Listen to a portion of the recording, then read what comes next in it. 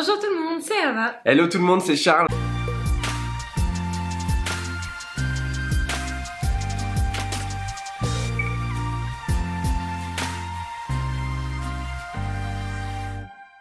On espère que vous allez merveilleusement bien. Nous, comme d'habitude, ça va bien parce qu'on fait de la pâtisserie. Et ouais. Et aujourd'hui, ça va être un dessert dinguissime. Alors pour tout vous dire, là à l'heure où on tourne, il est 8h30, on est à peine levé. On peut paraître pas très chaud, mais on est extrêmement chaud parce qu'on va réaliser un Paris-Brest qui est notre gâteau préféré. Et on va faire celui de Yann Couvreur qui est un Paris-Brest qui, franchement, fait l'unanimité. Tout le monde adore ce Paris-Brest, on en entend parler tout le temps. Et on avait trop envie de vous le faire découvrir et de vous apprendre à le réaliser. C'est une recette qu'on a trouvée dans son livre. On peut suivre les yeux fermés, honnêtement, c'est super bien. Toujours. C'est à base du coup de pâte à choux. Il va y avoir un craquelin sur lequel on va déposer des petites noisettes. Et il va y avoir un mélange de crème au beurre, crème pâtissière, praliné maison qui va faire une crème très onctueuse mais aussi très légère. Un insert de praliné maison à l'intérieur. Ça va juste être dinguissime. Donc vous le voyez ici, il va y avoir de la pâte à choux, une crème pâtissière, une crème au beurre. Autrement dit, 3 éléments de base qui sont très importants pour réussir un bon Paris-Brest. Si vous voulez apprendre vraiment en profondeur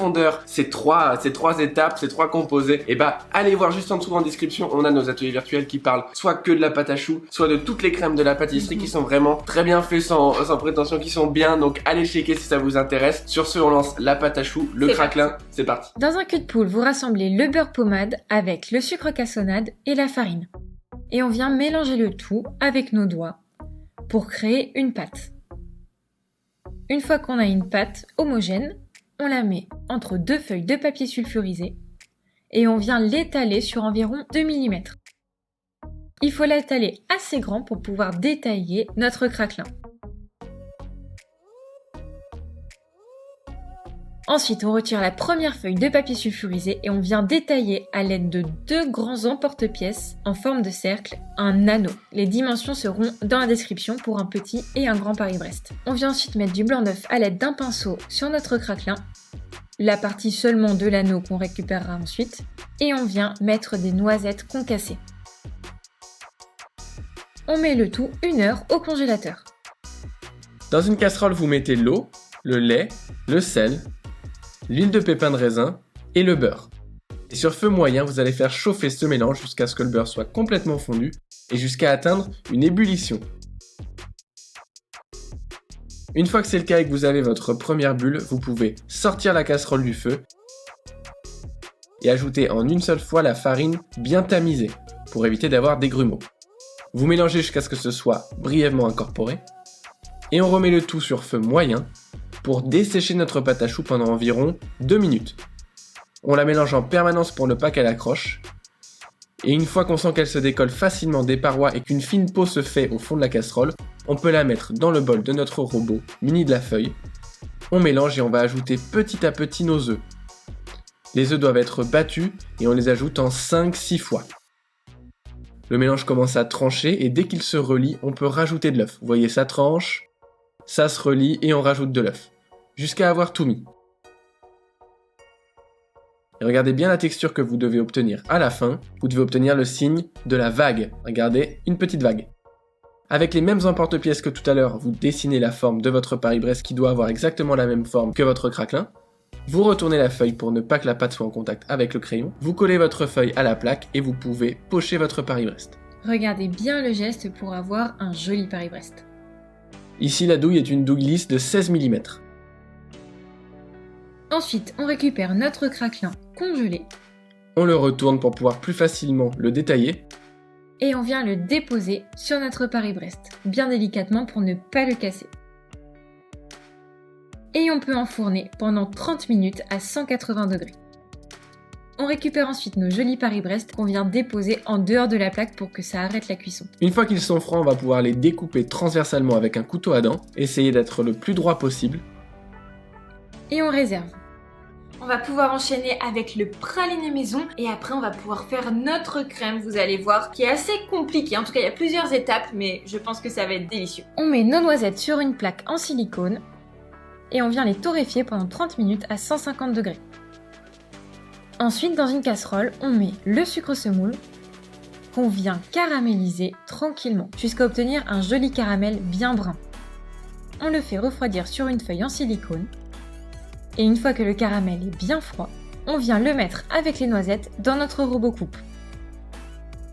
On le mixe ensuite jusqu'à obtenir une pâte bien lisse. Soyez patient surtout pour que ce soit ultra lisse. On récupère ensuite notre praliné et on va y ajouter notre fleur de sel délicatement à la maryse.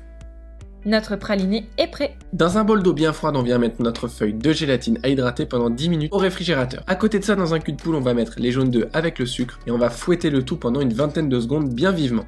Une fois que ce mélange est fait, on peut ajouter la farine et la fécule de maïs ou de pommes de terre et mélanger jusqu'à ce que ce soit bien homogène. On réserve. Dans une casserole, on va faire chauffer le lait qu'on va porter à ébullition. Et une fois qu'il est bien chaud, on le verse entièrement sur notre mélange précédent, on homogénéise et on remet le tout sur le feu. Sur feu moyen, on va laisser épaissir cette crème jusqu'à avoir la première bulle. À partir de là, on compte 1 minute 30 de cuisson, tout en fouettant toujours pour ne surtout pas brûler la crème. Puis on la sort et on y dépose la gélatine essorée. On mélange bien pour qu'elle fonde. Et on va verser cette crème dans un récipient à fond large, la filmer au contact et la réserver pendant minimum 1 heure au réfrigérateur. On commence par faire notre crème anglaise en mélangeant les jaunes d'œufs avec le sucre semoule. Une fois que c'est fait, on vient mettre le lait dans notre casserole et on le porte à ébullition. Dès le premier signe d'ébullition, on le verse sur le mélange précédent de jaune et sucre. On mélange bien et on remet le tout en cuisson sur un feu doux en faisant bien des huiles dans le fond de notre casserole jusqu'à avoir une texture nappante, comme ceci. On vient ensuite mettre notre crème anglaise dans le batteur et on va laisser battre jusqu'à ce que ça triple de volume. Pendant ce temps, on va pouvoir réaliser notre meringue. On commence par battre les blancs dans un cul de poule. Alors là, soit vous êtes deux, soit vous mettez vos blancs dans un robot. Pendant qu'ils sont en train de monter, dans une casserole, on va réaliser un sirop avec l'eau et le sucre qu'on va porter à 120-121 degrés. Une fois que c'est le cas, on le sort et on le verse en le faisant couler sur le bord de la paroi pendant que nos blancs sont en train de monter. Au stade du sirop, nos blancs doivent être quasiment déjà montés complètement. C'est-à-dire au bec d'oiseau. Et on va continuer de monter pendant une dizaine de minutes jusqu'à ce que la meringue soit bien froide. Ensuite, on récupère notre crème anglaise et on vient y incorporer petit à petit le beurre. Vous fouettez à vitesse moyenne. Si jamais votre crème commence à trancher un petit peu, continuez de fouetter et elle va se relisser comme ici. Une fois qu'elle est bien lisse, on peut y incorporer un premier tiers de meringue, puis le reste délicatement à la maryse. Notre crème au beurre est prête. On récupère ensuite notre crème pâtissière et on y verse notre praliné. On mélange le tout jusqu'à ce que ce soit bien homogène. On place ensuite ce mélange dans un cul de poule et on y ajoute délicatement notre crème au beurre.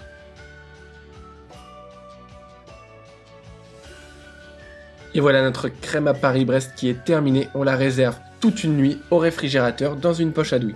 Voilà maintenant, petit dernier détail, on va faire des petites noisettes caramélisées parce que là c'était trop simple. Qui vont venir sur le fond de notre pâte à choux. Vous allez voir, ça va apporter du croustillant de malade. On fait le montage et on déguste ça. Ah ouais. On prend des noisettes bien torréfiées et on les mélange avec le sucre glace sur feu moyen jusqu'à ce qu'elles caramélisent complètement. Vous torréfiez vos noisettes 30 minutes à 150 degrés au four. Vous les versez sur une plaque pour les réserver et essayez si possible de les séparer pour qu'elles ne restent pas collées.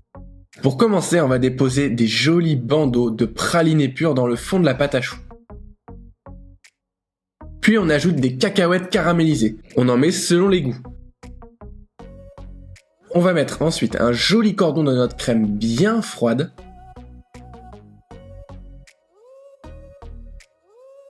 Puis un deuxième cordon par-dessus. L'idée est de donner un petit peu de volume. Puis sur les côtés, on va créer ce motif Paris-Brest en faisant de haut en bas.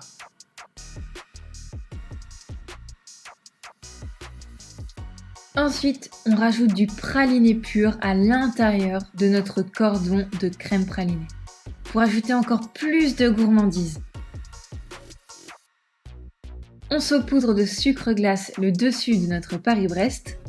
On vient le déposer délicatement. On rajoute un beau cordon de praliné, voire deux. Et on termine par quelques pots de noisettes torréfiées des noisettes torréfiées et on met également des noisettes torréfiées et des pots de noisettes sur la crème sur les côtés. Ça fait vraiment un esprit super gourmand.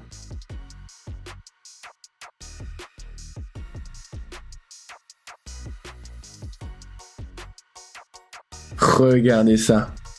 La gourmandise.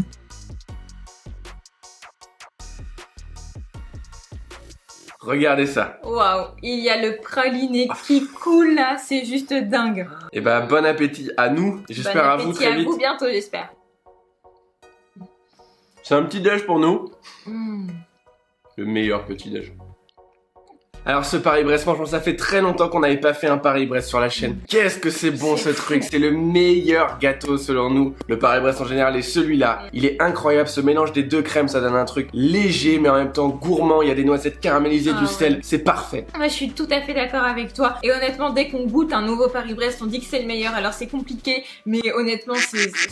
Je crois juste que c'est notre gâteau préféré et celui-là est particulièrement excellent. Donc si ça vous a plu, n'hésitez pas à mettre un pouce bleu en l'air, vous pouvez vous abonner et appuyer sur la petite cloche, comme ça vous n'allez pas louper les prochains Paris-Brest qui arriveront sur notre chaîne. Il n'y aura pas que des Paris-Brest. Hein. Non, ne vous inquiétez pas. Et si vous refaites ce Paris-Brest, n'hésitez pas à nous mentionner sur Instagram, on adore voir vos réalisations. Ça nous fait toujours super plaisir de voir que nos vidéos vous aident à faire des superbes pâtisseries. Bon voilà, sur ce, réalisez bien cette recette, profitez bien, pâtissez bien, on se retrouve bientôt dans une nouvelle vidéo bien gourmande.